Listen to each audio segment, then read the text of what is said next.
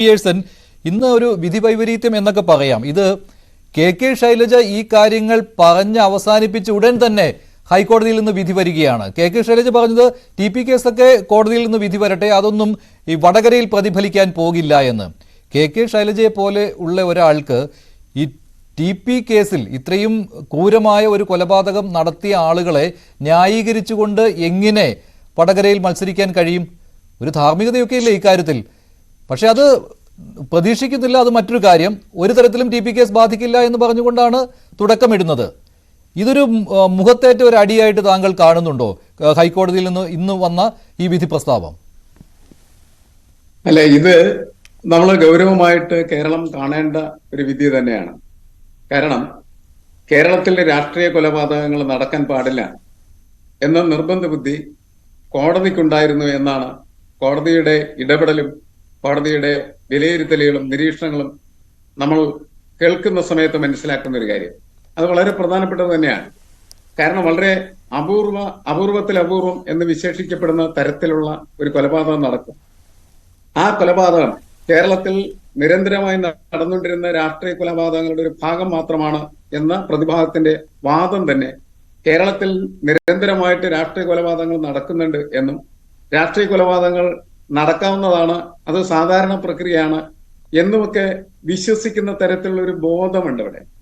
ആ രാഷ്ട്രീയ ബോധത്തിന്റെ നെറുകയിലാണ് യഥാർത്ഥത്തിൽ കോടതി ആഞ്ഞടിച്ചത്. രാഷ്ട്രീയ കൊലപാതകം നടക്കാനായിട്ട് പാടില്ല എന്നുള്ളതും അതോടൊപ്പം തന്നെ കോടതി കണ്ടെത്തിയ വളരെ പ്രധാനപ്പെട്ട ഒരു വാചകം ഇതാണ്: വ്യത്യസ്തമായിട്ടുള്ള അഭിപ്രായം പുലർത്താനായിട്ട് ഒരാൾക്ക് അനുവാദമുണ്ടാകുക എന്ന് പറയുന്നത്, അവകാശമുണ്ടാകുക എന്ന് പറയുന്നത് ജനാധിപത്യത്തിന്റെ വളരെ വ്യക്തമായിട്ടുള്ള ഒരു കാഴ്ചയാണ്. അല്ലെങ്കിൽ ജനാധിപത്യത്തിൽ അത് അനുവദിക്കപ്പെടണം എന്നുള്ളതാണ്. ഇവിടെ TP ചന്ദ്രശേഖരൻ വധത്തിലെ ഏറ്റവും പ്രധാനപ്പെട്ട ഘടകം പാർട്ടിക്ക് എതിരായിട്ട് പാർട്ടി ചെയ്തുകൊണ്ടിരുന്നതായിട്ടുള്ള പ്രവർത്തനങ്ങൾ തെറ്റാണ്, ഇടതുപക്ഷ കാഴ്ചപ്പാടിൽ നിന്നുള്ള വൻ വ്യതിചലനമാണ് എന്ന് പറയുകയും പാർട്ടിയോട് വിമതത്വം പ്രഖ്യാപിക്കുകയും ചെയ്ത ഒരു നേതാവായിരുന്നത്. അങ്ങനെ പാർട്ടിയോട് വിമതത്വം പ്രഖ്യാപിച്ചാൽ അങ്ങനെയുള്ളവരെ നിശബ്ദരാക്കും, അവരുടെ തലയെടുക്കും എന്ന് പറയുന്ന ഒരു സമീപനം കോടതി വളരെ ഗൗരവമായിട്ടാണ് പരിശോധിച്ചത്. ഒരു ജനാധിപത്യ രാജ്യത്തെ സംബന്ധിച്ചിടത്തോളം വ്യത്യസ്തമായിട്ടുള്ള അഭിപ്രായം പറയാൻ അല്ലെങ്കിൽ വിയോജിക്കാനായിട്ടുള്ള അവകാശമാണ് ഏറ്റവും പ്രധാനപ്പെട്ടത് എന്നുള്ളതാണ്. ഈ വിധി പ്രസ്താവിച്ച സമയത്ത് ഏറ്റവും ശക്തമായിട്ട് ഉയർന്നു നിൽക്കുന്ന ഒരു അഭിപ്രായമായിട്ടാണ് ഞാനതിനെ കണക്കാക്കുന്നത്. വിയോജിക്കാനായിട്ടുള്ള അവകാശമാണ് മനുഷ്യന് വേണ്ടത്, അത് അനുവദിക്കുന്നതാണ് ജനാധിപത്യ സംവിധാനം. ആ സംവിധാനത്തിനകത്ത് നിന്നുകൊണ്ട് അത് അനുവദിക്കില്ല എന്ന് പ്രഖ്യാപിച്ചവരുടെ വലിയ തരത്തിലുള്ള ഒരു കൊലവിളിയും കൊലപാതകവുമായിരുന്നു ഇത് എന്ന് കോടതി നിരീക്ഷിക്കുകയാണ് ചെയ്യുന്നത്. അത് തന്നെ പ്രധാനപ്പെട്ട ഒരു കാര്യമാണ്.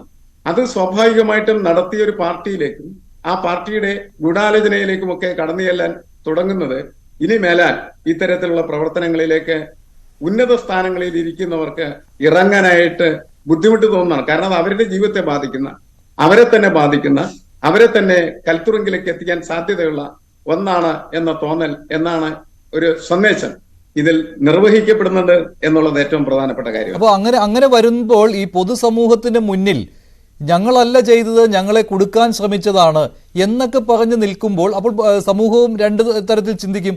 ശരിയാണല്ലോ, ഇവരെ കൊടുക്കാൻ ശ്രമിച്ചതാണോ? അങ്ങനെയാണോ കുഞ്ഞനന്തൻ ഇതിൽ വന്നു പെട്ടത്? P. മോഹനെ കോടതി കുറ്റക്കാരനാണെന്ന് കണ്ടെത്തിയില്ലല്ലോ, അപ്പോൾ മോഹനെ കൊടുക്കുവാനായിട്ട് അന്വേഷണ സംഘം ശ്രമിച്ചതല്ലേ? ആ പൂക്കട ഗൂഢാലോചനയൊക്കെ അങ്ങനെ കൊണ്ടുവന്നതല്ലേ? ഇങ്ങനെയൊരു തോന്നൽ പൊതുസമൂഹത്തിലും ഉണ്ടാകുമല്ലോ. അത് മുതലെടുക്കുവാനാണല്ലോ CPM ശ്രമിക്കുന്നത്. അത് വിജയിക്കുമോ? അല്ല, ഞാൻ ചോദിക്കുന്നത്, അല്ലാതെ ഇവര് ഞങ്ങളാണ് കൊന്നതെന്ന് സമ്മതിക്കും എന്ന് നിങ്ങൾ ആരെങ്കിലും വിചാരിക്കുന്നുണ്ട്? അങ്ങനെ സംസാരിക്കാൻ പറ്റുന്ന തരത്തിലാണ് നമ്മുടെ രാജ്യത്തെ രാഷ്ട്രീയം മുന്നോട്ട് പോയിക്കൊണ്ടിരിക്കുന്നത്. അതിശക്തവും രൂക്ഷവുമായിട്ടുള്ള രീതിയിൽ ഇത്തരത്തിൽ പൈശാചികമായിട്ട് ആളുകളെ കൊന്നു തള്ളിക്കളഞ്ഞിട്ട് അവസാനം അത് ഞങ്ങളാണ് ചെയ്തതെന്ന് ഇവർ സമ്മതിക്കും എന്ന് നിങ്ങൾ എങ്ങനെയാണ് വിശ്വസിക്കുന്നത്? ഒരു കാരണവശാലും അവർക്ക് ഇന്ന് സമ്മതിക്കാനും പറ്റില്ല, ഒരു കാലത്തും സമ്മതിക്കാൻ പറ്റില്ല. എത്ര വ്യക്തമായി അത് കോടതിയിൽ തെളിയിക്കപ്പെട്ടാൽ പോലും അത് ഞങ്ങളാണ് എന്ന്, അല്ലെങ്കിൽ ഞങ്ങളാണ് ചെയ്തത് എന്ന് പറയാനായിട്ട് ഒരു ധൈര്യവും ഒരു കാരണവശാലും ഈ ജനാധിപത്യ സമൂഹത്തിനകത്ത്, പൊതുസമൂഹത്തിനകത്ത് പ്രവർത്തിക്കുന്ന ഒരു പാർട്ടി എന്ന നിലക്ക് ആ പാർട്ടിക്ക് കഴിയില്ല.